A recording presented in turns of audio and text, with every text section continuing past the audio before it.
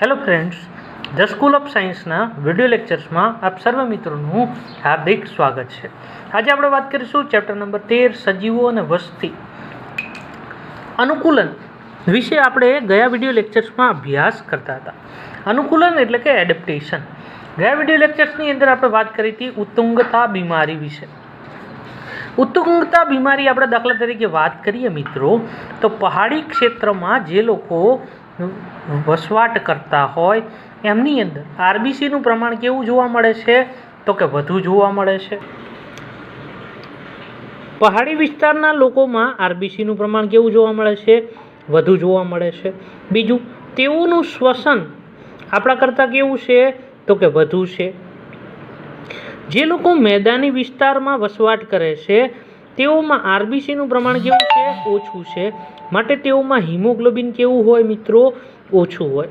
જેના હિસાબે આ લોકોમાં શ્વસન ક્ષમતા પહાડી વિસ્તાર કરતાં કેવી હોય? મેદાની વિસ્તારના લોકોની શ્વસન ક્ષમતા પહાડી વિસ્તાર કરતાં કેવી હોય છે? ઓછી હોય છે મિત્રો। હવે આપણે ટેક્સ્ટબુક પ્રમાણે વાત કરીએ તો કે સૂક્ષ્મ જીવાણુઓ કે જે વિપરીત પરિસ્થિતિમાં વસવાટ કરતા હોય, દાખલા તરીકે આર્કીબેક્ટેરિયા તમને ખબર છે મિત્રો કે વિપરીત પરિસ્થિતિમાં વસવાટ કરનારા બેક્ટેરિયા છે। તે ક્યાં જોવા મળે છે? તો કે તેમનો વસવાટ જે છે એ ગરમ પાણીના જરામાં। હા મિત્રો, ખબર છે તમને ગરમ પાણીના જરામાં 100 ડિગ્રી સેલ્સિયસ કરતાં તાપમાન કેવું હોય છે? વધુ હોય છે।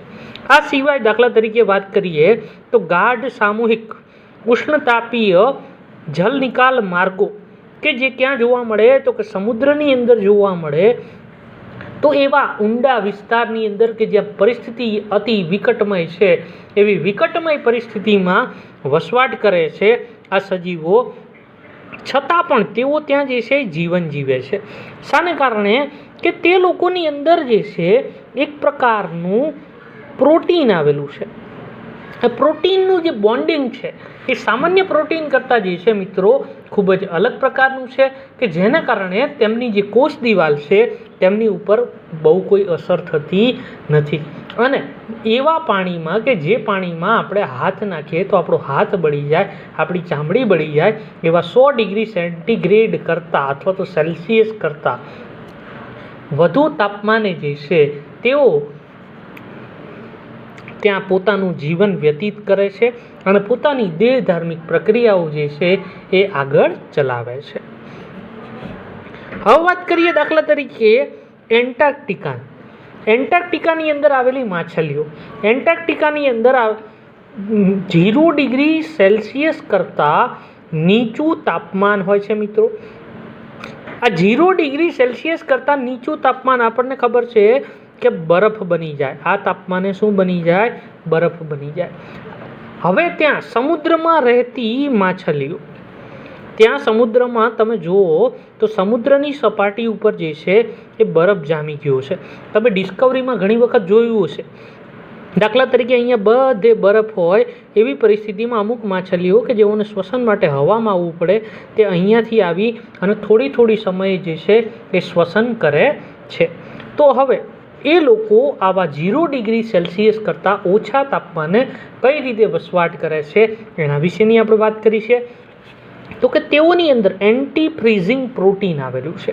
એન્ટી એટલે વિરોધી, ફ્રીઝિંગ એટલે કે બરફ બનવાનું વિરોધી એવું પ્રોટીન છે જે બીજા પ્રોટીનને પોતાની કાર્યદક્ષતા પણ પૂરી પાડે છે અને સાથે સાથે શરીરની બધી જરૂરિયાતો જે છે એ પૂરી કરે છે। અમે જામી જતું પરિવહન તંત્રમાં જે રુધિર છે સૌથી અગત્યનું ઘટક, અને જામી જતું શું કરે છે? તો કે અટકાવે છે મિત્રો। એ જ રીતે દાખલા તરીકે આપણે વાત કરીએ તો કે માછલીઓ કે જે મહાસાગરોની અંદર રહેતી હોય, હવે દાખલા તરીકે આ સમુદ્ર છે એના તમે તળિયે જશો એમ દબાણ જે છે એ કેવું થતું જશે? તો કે દબાણ જે છે એ કેવું થતું જાય? વધતું જાય, પ્રેશર વધતું જાય।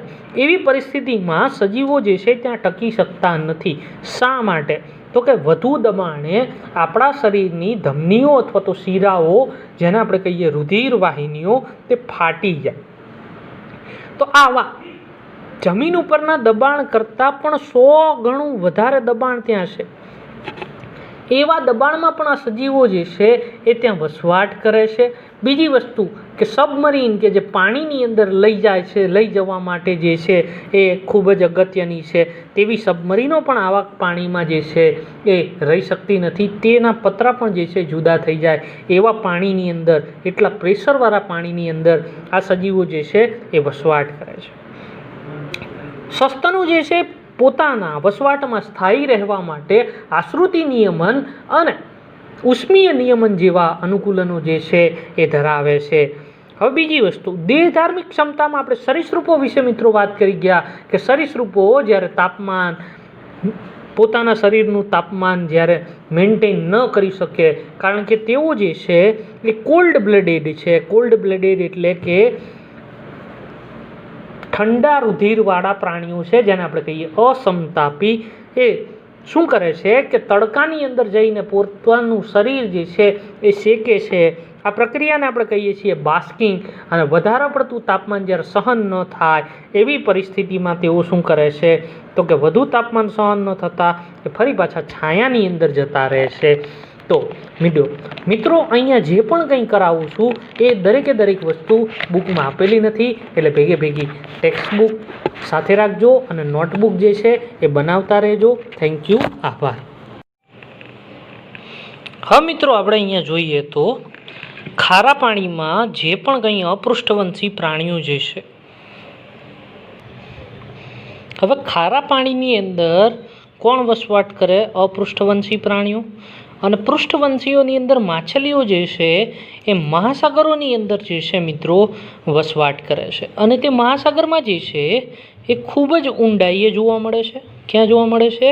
તો કે ખૂબ જ ઊંડાઈએ જોવા મળે છે.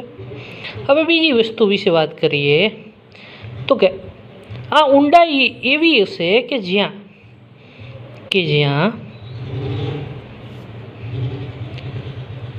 નું દબાણ જે છે, જ્યાંનું દબાણ એ સામાન્ય વાતાવરણીય દબાણ કરતાં હવે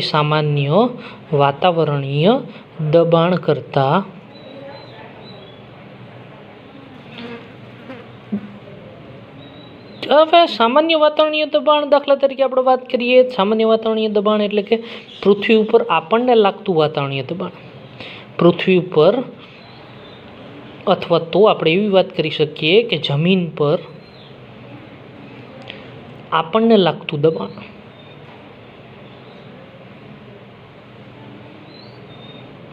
તેના કરતાં મહાસાગરના તળિયે જે છે એ દબાણ કેટલું હશે? 100 ગણું વધારે હશે. કેટલું હશે? તો કે 100 ગણું જે છે એ વધારે છે. હવે એટલા માટે જ આપણે કહીએ છીએ કે મનુષ્ય જે છે એમણે મહાસાગરનું તળિયું જોયું નથી. શા માટે? કારણ કે ત્યાં એટલું બધું દબાણ હશે. હવે દાખલા તરીકે આપણે વાત કરીએ કે સબમરીન. તમે જોયું હશે, ઘણા મૂવીની અંદર તમે સબમરીનો જોઈ હશે કે જે પાણીની અંદર જે છે એ ડૂબકી લગાવી શકે. તો આવી સબમરીન પણ અમુક ફૂટ સુધી કે અમુક મીટર સુધી જે છે એ નીચે જાય છે. એનાથી વધુ જે છે એ સબમરીન પણ જઈ શકતી નથી મિત્રો. તો અહીંયા દબાણ એવું હશે કે જે આપણી નસોને ફાડી નાખશે. તો એવી પરિસ્થિતિમાં પણ આવા પ્રાણીઓ જે છે આવી વિપરીત પરિસ્થિતિમાં પણ જે છે એ તેમનો સામનો કરે છે. હવે દાખલા તરીકે આપણે વાત કરીએ તો કે સસ્તન પ્રાણીઓ જે છે, સસ્તન પોતાના વસવાટમાં વસવા માટે, પોતાના વસવાટમાં સ્થાયી રહેવા માટે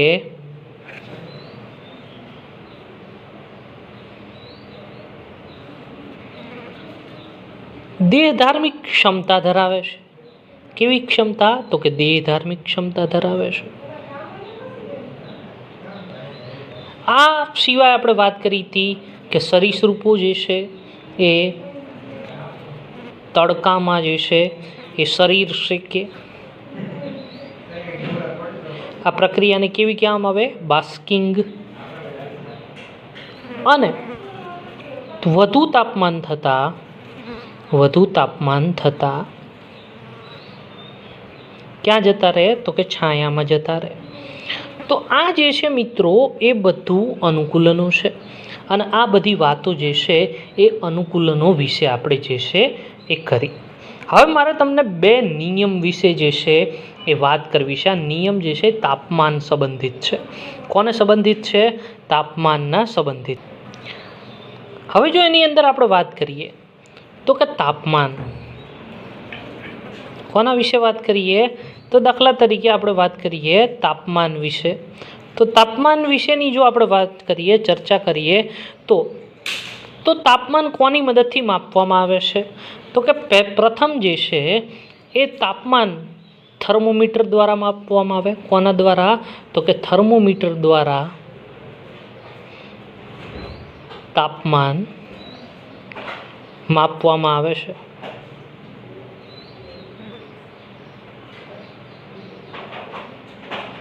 બીજું, પાણીની અંદર જો તાપમાન માપવું હોય તો પાણીની અંદર થર્મિસ્ટર દ્વારા, કોના દ્વારા? તો કે થર્મિસ્ટર દ્વારા તાપમાન માપવામાં આવે. કોના દ્વારા? થર્મિસ્ટર દ્વારા તાપમાન માપવામાં આવે. હવે આપણે વાત કરીએ પ્રાણી પર તાપમાનની અસર. કોના પર? પ્રાણી પર તાપમાનની અસર.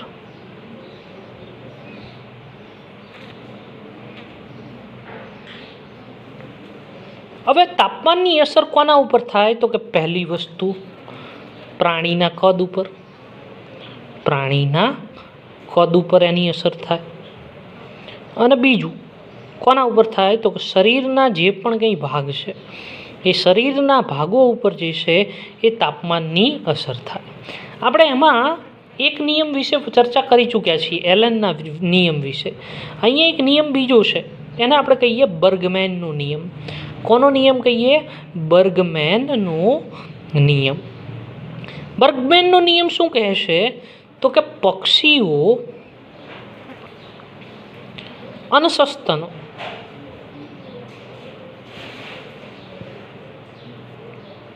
નું કદ ઠંડા વિસ્તારમાં મોટું અને ગરમ વિસ્તારમાં નાનું. ગરમ વિસ્તારમાં કેવું? તો કે નાનું.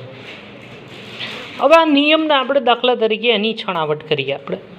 હવે દાખલા તરીકે ઠંડા વિસ્તારમાં કદ કેવું? મોટું, બરાબર ને? અને ગરમમાં કદ કેવું? તો કે નાનું. આનું કારણ, ઠંડા વિસ્તારમાં મોટું કદ હશે તો ઉષ્માની જાળવણી સારી રીતે થશે. કોની જાળવણી? ઉષ્માની જાળવણી સારી રીતે થશે. કારણ કે ઠંડી સામે શું મેળવવું પડે? તો કે ઠંડી સામે રક્ષણ મેળવવું પડે. અને રક્ષણની અંદર ઉષ્માનો શું થાય? તો કે વ્યય થાય. તો વધુ ઉષ્મા મેળવવા માટે શરીરનું કદ કેવું હોવું જરૂરી છે? મોટું હોવું જરૂરી છે. અને ગરમીમાં કદ નાનું, તો કે એમાં શું થાય? તો કે ગરમીમાં ઉષ્મા ઉત્પન્ન કરવી પડે નહીં. એટલે ઉષ્મા ઉત્પન્ન કરવી પડતી નથી.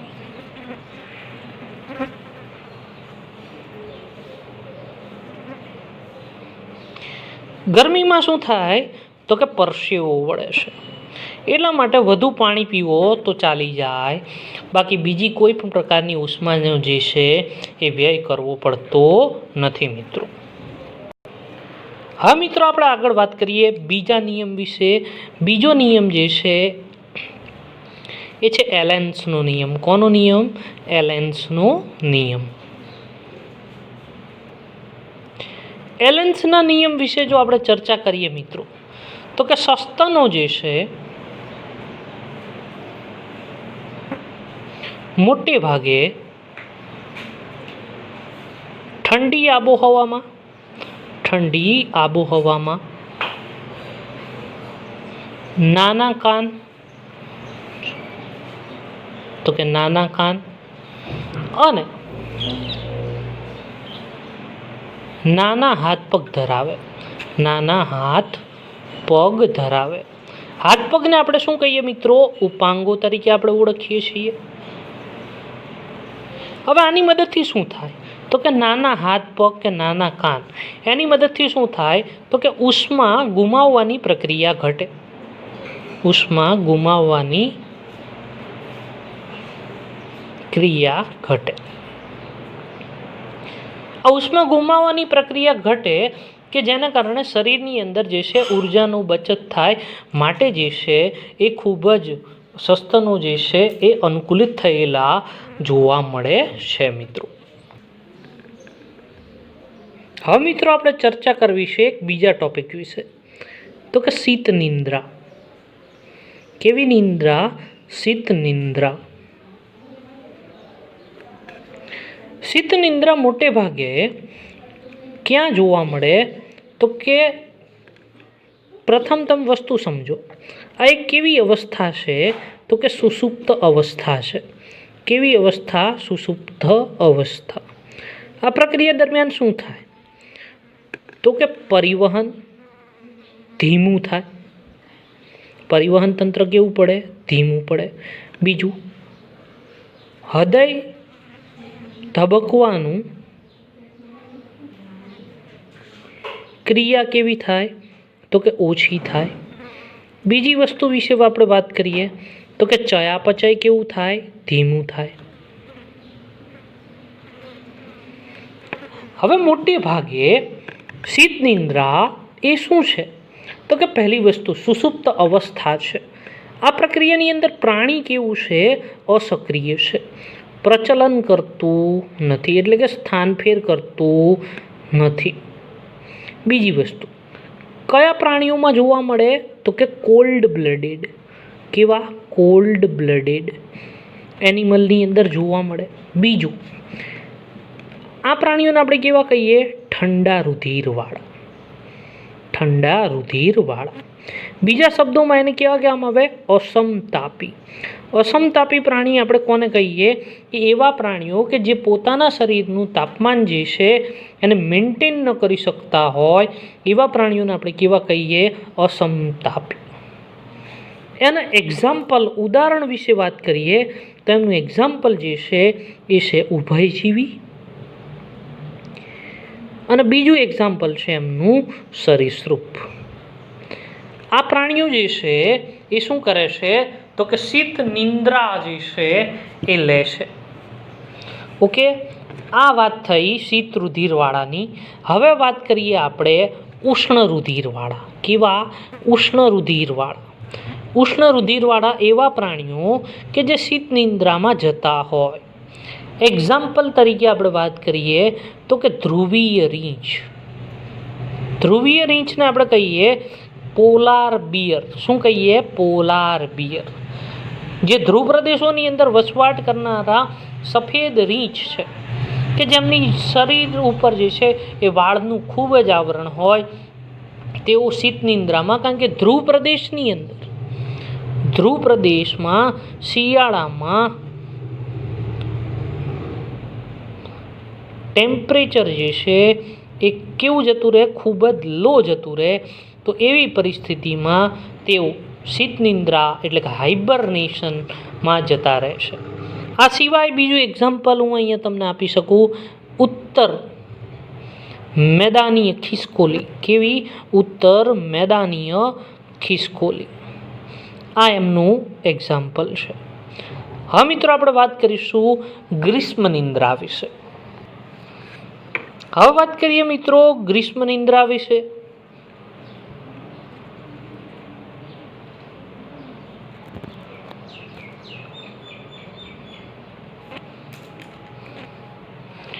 તો કે ગ્રીષ્મ નિંદ્રા પહેલી વસ્તુ મોટે ભાગે ઉનાળામાં સૂર્યની ગરમીથી બચવા માટે લેવામાં આવે છે।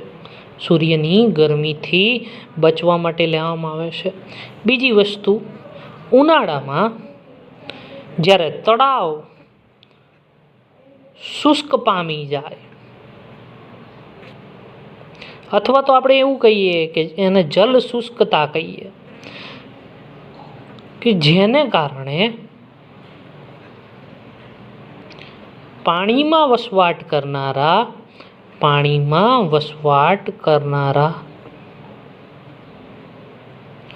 સજીવો જે છે, આ સજીવો એમને જીવવા માટે અનુકૂળ સમય ન મળે અથવા તો અનુકૂળ પર્યાવરણ ન મળે, એવી પરિસ્થિતિમાં તેઓ ગ્રીષ્મ નિંદ્રાની અંદર જતા રહે. એક્ઝામ્પલ તરીકે આપણે વાત કરીએ તો કે લંગફિશ, બીજું છે ગોકળગાય,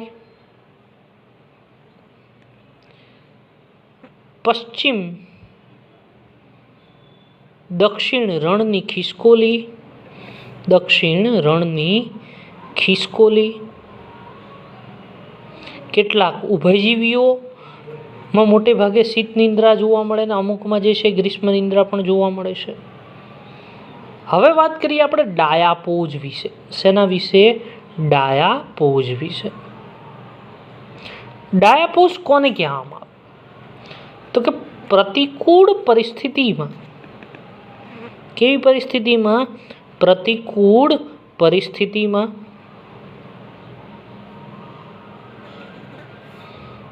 ઝૂપ્લેન્ક્ટન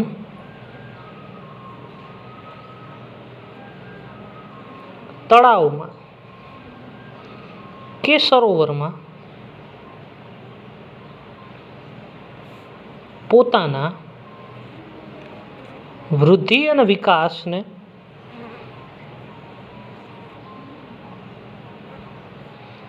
અમુક સમય માટે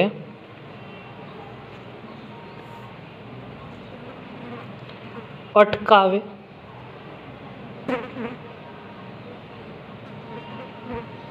જેને ડાયાપોઝ કહે છે. શું કહેવામાં આવે? ડાયાપોઝ તરીકે ઓળખવામાં આવે છે. હવે બીજી વસ્તુ, બે પ્રકારના પ્લેન્ક્ટન મિત્રો તળાવમાં હોય. એકની કહેવામાં આવે ફાઇટોપ્લેન્ક્ટન, એટલે એને કહેવામાં આવે વનસ્પતિ પ્લવકો, કે જે પ્રકાશ સંશ્લેષણની પ્રક્રિયા કરે, પોતાનો ખોરાક જે છે એ પોતાની રીતે તૈયાર કરે, બીજા ઉપર આધાર રાખતા નથી. અને બીજા જેને આપણે કહીએ ઝૂપ્લેન્ક્ટનને કહેવામાં આવે વનસ્પતિ પ્લવકો,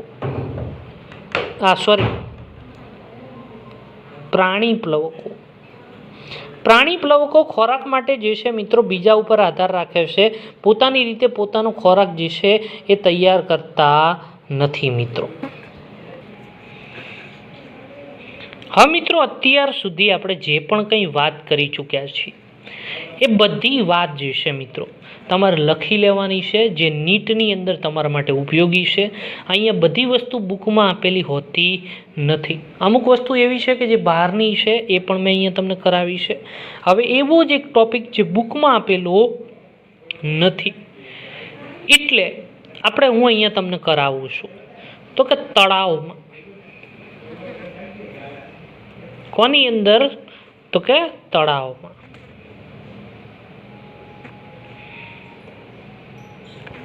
તળાવમાં તાપમાનનું સ્તરીકરણ. કોનું સ્તરીકરણ? તાપમાન સ્તરીકરણ.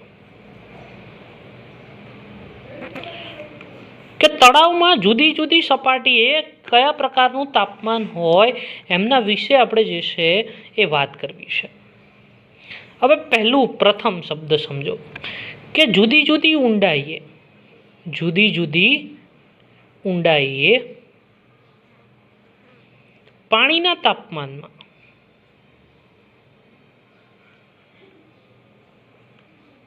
વિવિધતાને કારણે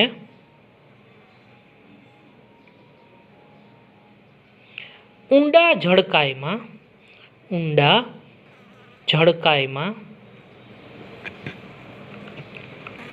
તાપમાનનું સ્તરીકરણ જોવા મળે છે. હવે નીચલા પાણીમાં આપણે વાત કરીએ છીએ અત્યારે. નીચલા પાણીમાં મોટે ભાગે 3 આવરણ અથવા તો 3 વિસ્તાર આવેલા હોય છે. એમના વિશે આપણે વાત કરીએ. ફોર ધ એક્ઝામ્પલ, આ જે છે એ તમારું તળાવ છે.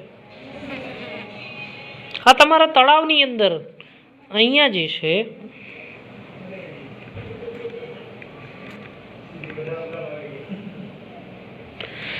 આ રીતે આપણે ભાગ પાડી દઈએ. સૌથી ઉપરનો ભાગ કયો ભાગ? સૌથી ઉપરનો ભાગ એપિલિમ્નિયોન. શું કહેવામાં આવે? એપિલિમ્નિયોન. એપીનો મતલબ થાય ઉપર અથવા તો ઉચ્ચ આવરણ.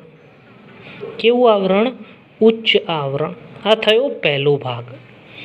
બીજા ભાગને કહેવામાં આવે છે મેટાલિમ્નિયોન.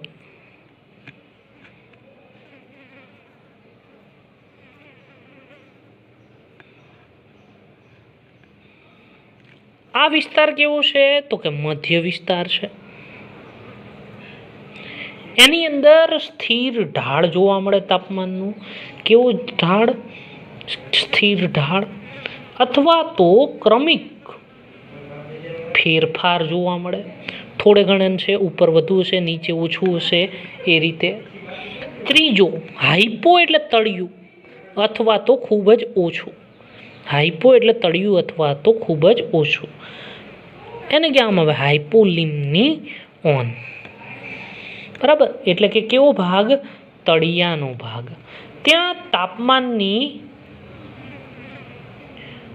અસર થતી નથી. અસર થતી નથી. તો આ વાત થઈ મિત્રો તળાવની અંદર તાપમાનનું સ્તરીકરણ.